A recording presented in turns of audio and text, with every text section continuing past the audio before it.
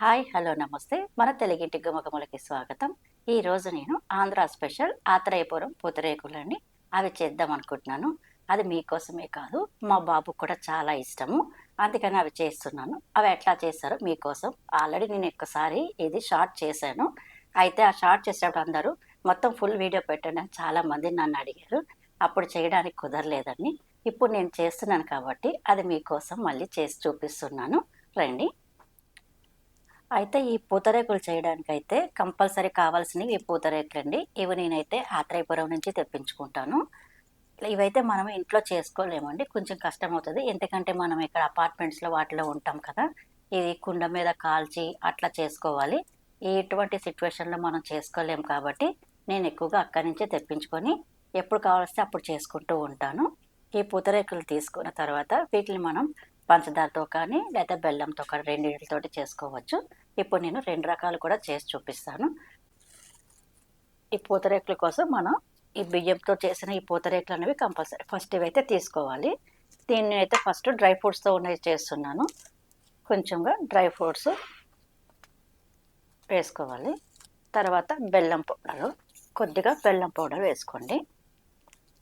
అంటే మీ టేస్ట్‌ని బట్టి వేసుకోండి కొంచెం. మీరు ఎక్కువ తీపి తినాలనుకుంటే కనుక కొంచెం ఎక్కువ పౌడర్ వేసుకోవచ్చు. అట్లానే నెయ్యి, నెయ్యి కూడా కొంచెం చూసి వేసుకోండి. ఇట్లనే దీనిపైన ఇంకొక రేకేసుకోవాలి.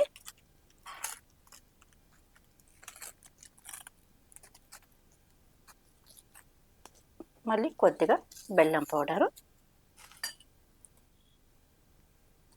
కొద్దిగా నెయ్యి వేసుకొని దీన్ని చుట్టుకోవాలండి. ఫస్ట్ ఇలా మడత పెట్టుకొని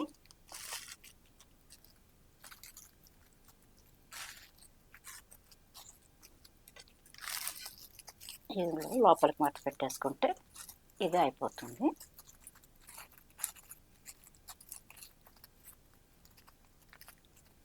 ఇంతేనండి. ఎంతో ఈజీగా మనకి ఆత్రేయపురం పూతరేకులన్నవి మన ఇంట్లోనే మనం తయారు చేసుకోవచ్చు. అట్లనే ఇప్పుడు మనం షుగర్‌తో చేసుకుందామండి. షుగర్‌తో చేసుకునే దానికి మళ్ళీ సేమ్ ఇట్లానే మన ఈ పూతరేకులన్నవి తీసుకోవాలి. అట్లనే మనం షుగర్ అన్నది మనం ముందు పౌడర్ కింద చేసుకోవాలి. ఈ పౌడర్ కింద చేసుకునేటప్పుడు ఇందులోనే కొంచెం యాలకులు కూడా యేసుకొని పౌడర్ చేసి పెట్టుకోవాలి. అప్పుడు మనకి స్మెల్ కూడా చాలా మంచి స్మెల్ ఒస్తది. టేస్ట్ కూడా యాలకులేస్తే చాలా బాగా ఉంటుంది. ఈ పంచదార పౌడర్‌ని కూడా తీసుకొని కొద్దిగా వేసుకోవాలి. ఈ పంచదార పౌడర్ ఏసినప్పుడు నేను డ్రై ఫ్రూట్స్ వేస్తలేదండి. కొద్దిగా నెయ్యి,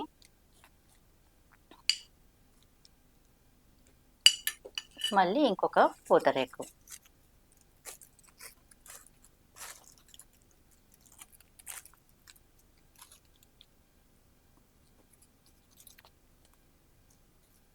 మళ్ళీ కొద్దిగా షుగర్ ఏసుకోవాలి.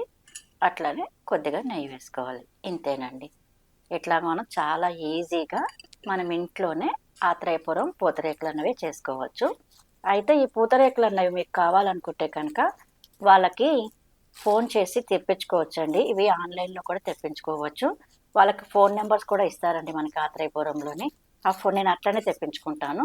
మనం ఫోన్ చేస్తే కనుక వాళ్ళు బస్‌కిచ్చేస్తారు. బస్ ఫెసిలిటీకి ఇస్తే మనం వెళ్లి ఆ బస్ స్టాండ్‌కెళ్ళి తెచ్చుకోవచ్చు. నేనైతే అట్లానే తెచ్చుకుంటాను. ఎందుకంటే ప్రతిసారి మనం అంత దూరం వెళ్ళలేము కదా! అందుకనేసి.